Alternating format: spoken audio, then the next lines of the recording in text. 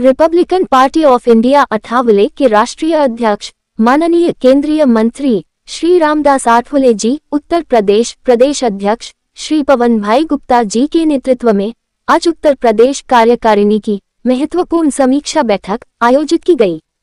इस बैठक में उत्तर प्रदेश की वर्तमान राजनीतिक स्थिति, दलित शोषित वंचित समाज की समस्या तथा पार्टी के संगठन विस्तार पर गहन चर्चा हुई। सभी पत्रकार बंधुओं को बहुत नमस्कार करता हूँ। आज आपसे वार्ता करने के लिए रिपब्लिकन पार्टी ऑफ इंडिया के राष्ट्रीय अध्यक्ष और भारत सरकार में केंद्रीय मंत्री डॉक्टर रामदास आठवले जी आए हुए हैं। अभी हमारी जो है रिपब्लिकन पार्टी ऑफ इंडिया की प्रदेश कार्यकारिणी समीक्षा बैठक थी। उस बैठक के बाद में माननीय मंत्री जी ने प्रेस कॉन्फ्रेंस का यहाँ नियोजन किए हैं और आप सभी पत्रकार बंधु यहाँ आए हैं। मैं आप सभी का अधिकारियों से आभार व्यक्त करता हूँ, धन्यवाद देता हूँ। अभी आपसे माननीय मंत्री जी पत्रकार प्रेस वार्ता करेंगे। कॉन्फ्रेंस के लिए मौजूद है। एक तो मैं रिपब्लिकन पार्टी ऑफ इंडिया का मैं राष्ट्रीय अध्यक्ष भी हूँ और Republican party of India NDA का एक हिस्सा भी है। तो रिपब्लिकन पार्टी बाबा साहब अम्बेडकर जी के विचारधारा पर,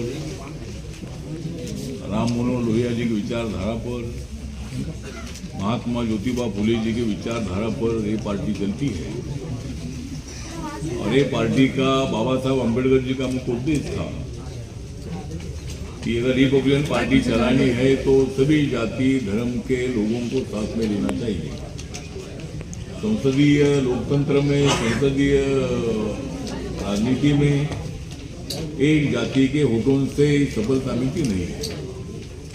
इसीलिए अगर डेमोक्रेसी समृद्ध करनी है, डेमोक्रेसी अगर मजबूत करनी है तो सभी जाति वर्गों का विचार करना चाहिए। और आज रिपब्लिकन पार्टी ऑफ इंडिया में उत्तर प्रदेश में जो 75 जिले हैं, 18 जो मंडल है, उसमें अभी तक कम से कम 62 जिलों में रिपब्लिकन पार्टी ऑफ इंडिया की कार्यकारिणी बन गई है। और रिपब्लिकन पार्टी जरूर इंडिया का हिस्सा है, लेकिन उत्तर प्रदेश में माननीय योगी आदित्यनाथ जी के नेतृत्व में उत्तर प्रदेश का बहुत ही अच्छा विकास हो रहा है। उत्तर प्रदेश के दलित हो, बैकवर्ड क्लास के लोग हो या सभी जाति वर्ग के लोगों को, किसान है, युवा है, महिला है, गरीब है, ऐसे सब लोगों को न्याय देने का काम जिस तरह नरेंद्र मोदी जी के नेतृत्व में देश भर में काम चल रहा है, उसी तरह उत्तर प्रदेश में भी माननीय योगी आदित्यनाथ जी बहुत ही अच्छा काम कर रहे हैं। और Republican party of India NDA का दिल्ली में तो हिस्सा है, लेकिन रिपब्लिकन पार्टी यहाँ उत्तर प्रदेश में बीजेपी का हिस्सा भी बनना चाहती है। लेकिन आज हमारी उतनी ताकत नहीं है, ऐसा बीजेपी का कहना है। तो संगठन में हमारे बहुत सारे लोग आ रहे हैं और अभी मैंने कार्यकर्ता सम्मेलन में आदेश दिया है कि गांव में जो हमारी शाखा होगी, ये शाखा खाली दलित बस्ती में नहीं होगी, वे हमारी ब्रांच गांव की ब्रांच होगी। गांव के जो भी किसान है, खेत मजदूर है, दलित है, ओबीसी है, माइनॉरिटीज है या यादव कम्युनिटी है, ब्राह्मण कम्युनिटी है, ऐसे सब लोगों को, हमारी वैश्य कम्युनिटी है, सभी वर्गों को साथ में लेकर आरपीआई की शाखा बननी चाहिए।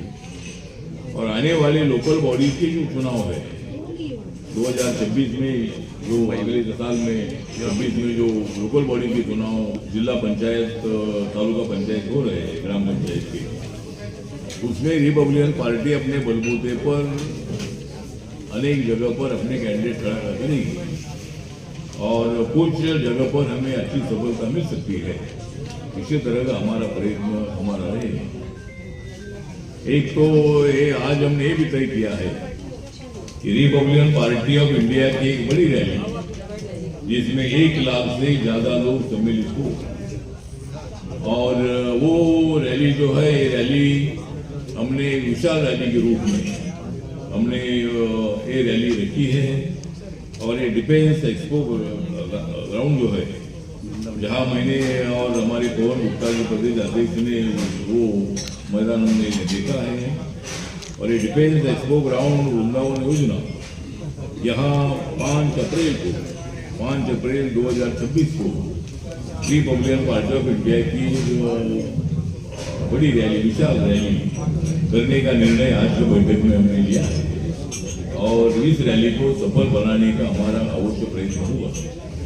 अगर हमारी रैली ताकतवर हो सकती है तो 27 में होने वाले विधानसभा के चुनाव में भारतीय जनता पार्टी के साथ हमारा अलायंस हो सकता है। इसीलिए हमें कार्यकर्ताओं ने आह्वान किया है कि अगर मैं जरूर माननीय नरेंद्र मोदी सरकार में मंत्री हूँ, कि जब तक उत्तर प्रदेश में हम हमारी ताकत नहीं बढ़ाते हैं तब तक मुझे लगता है कि यहाँ भारतीय जनता पार्टी हमको साथ में लेगी नहीं। आज उत्तर प्रदेश की स्थिति ऐसी है कि आदरणीय मायावती जी का ग्रासरूट और उसका डाउन होता जा रहा है। और मायावती जी का एक भी मेंबर ऑफ पार्लियामेंट लोकसभा, 23 लोग लोकसभा में रहे। जब आदरणीय कांशीराम जी ने बहुत ही अच्छा कर्तव्य उठाकर उन्होंने बहुजन समाज पार्टी की स्थापना की 1984 में, और उन्होंने उत्तर प्रदेश में उनको अच्छी सफलता मिली। तो एक बार मायावती अपने बलबूते पर 206 सीटें जीतकर मुख्यमंत्री बन गई थी, लेकिन उसके पहले 3 बार भारतीय जनता पार्टी के सपोर्ट से मायावती मुख्यमंत्री बन गई थी। तो और आज मायावती बीजेपी के साथ नहीं है। मायावती जब बीजेपी के साथ थी तब मैं नहीं था। जब मैं बीजेपी के साथ आया हूं तो मायावती बीजेपी के साथ नहीं है। तो ठीक बात है, वो राजनीति में तो कोई कभी इधर उधर होता है, लेकिन बहुजन समाज पार्टी का डाउनफॉल होता जा रहा है। और इसीलिए रिपब्लिकन पार्टी को अब होना बहुत बड़ा जरूरी है। दलितों के प्रोटेक्शन के लिए, दलित सवर्णों को जोड़ने के लिए, दलित पर होने वाले अत्याचार रोकने के लिए रिपब्लिकन पार्टी को आगे मजबूत होने की आवश्यकता है। और उसी तरह अभी कार्यकर्ता जिस तरह मुझे मिल रहे हैं, हमारे पवन गुप्ता जी पूरे राज्य में घूमकर लोगों को इकट्ठा कर रहे हैं। सभी 18 मंडल में हमारी पार्टी आज नाम कर रही है। और बाकी जो बचे हुए 13 जिले हैं, 13 जिलों में 2-3 महीने के अंदर ही हमारी कार्यकारिणी को बनेगी और रिपब्लिकन पार्टी को हमें मजबूत बनाना है। एक तो नरेंद्र मोदी जी की सरकार है, सबका साथ सबका विकास वाली सरकार है, लेकिन राहुल गांधी जी और कांग्रेस पार्टी बहुत बड़ी परेशान है और उनको लगता है कि मोदी जी दूसरी बार प्रधानमंत्री बन गए हैं। ये कांग्रेस पार्टी के लिए बहुत बड़ा धक्का है, ऐसा वो समझते हैं। लेकिन कांग्रेस पार्टी भी डाउन होती जा रही है।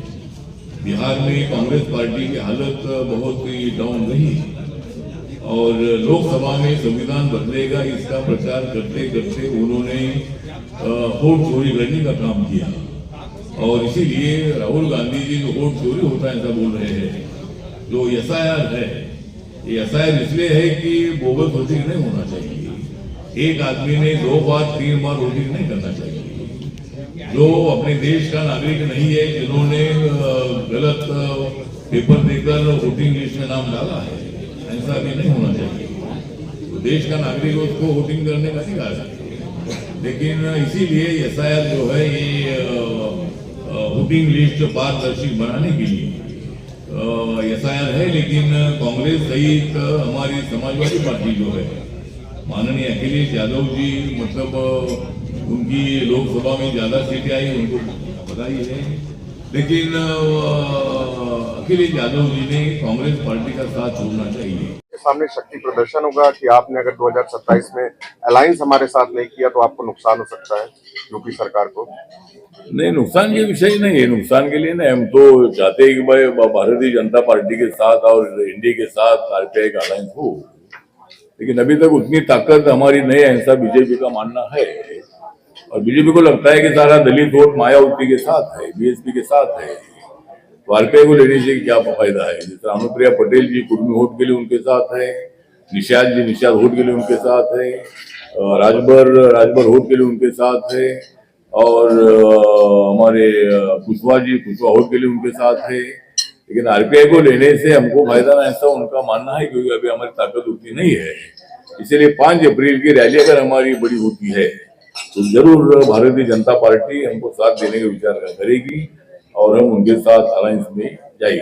आपने एक सलाह दी है कि अखिलेश यादव कांग्रेस पार्टी के साथ रहकर के नुकसान उठा रहे हैं। अखिलेश यादव जी कह रहे हैं कि लोकसभा में हमने पिछली बार इतनी सीटें पा ली थी कि अब 2027 में भी हम उत्तर प्रदेश में फिर से सरकार बनाएंगे। मुझे लगता है कि अखिलेश यादव बोलने में कोई दिक्कत नहीं है। हर आदमी को अपनी सीटें ज्यादा कैसे लानी चाहिए इसका बोलने का अधिकार है। लेकिन 2024 के चुनाव में संविधान बदलेगा इसी तरह का भारी प्रचार हुआ था और सब अपोजिशन एक साथ आई थी और उन्होंने मतलब मोदी जी को हटाएंगे इसी तरह का नारा उन्होंने दिया था। लेकिन वो मोदी जी को हटा नहीं पाए, उनकी तो सीटें बढ़ गई। उत्तर प्रदेश में, महाराष्ट्र में हमारा काफी नुकसान हुआ और इसीलिए हमारी सीटें कम हो गई। उत्तर प्रदेश में 70 के 80 सीटों में से 75 तक सीटें हमको मिलेगी ऐसा हमको पूरा विश्वास था। लेकिन हमें बहुत कम सीटें मतलब उत्तर प्रदेश में मिली थी। तो ठीक बात है, आगे पीछे चुनाव में होते रहता है, लेकिन आने वाले चुनाव में संविधान का मुद्दा चलेगा नहीं। आज भी राहुल गांधी संविधान दिखाते हैं, बिहार में भी संविधान दिखाया, वोट चोरी के लिए रैली निकाली, लेकिन उसका कोई परिणाम हुआ नहीं। और लोकसभा के बाद हरियाणा में बीजेपी सत्ता में आई, महाराष्ट्र में सत्ता में आई, दिल्ली में सत्ता में आई, बिहार में सत्ता में आई।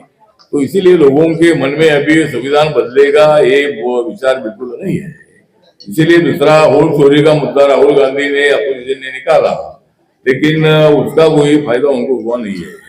इसलिए 2029 में जो लोकसभा का चुनाव होगा उसमें अखिलेश यादव जी को उतनी सीटें मिलेगी नहीं, बहुत सीटें उनकी कम हो जाएगी और बीजेपी की सीटें बढ़ेगी।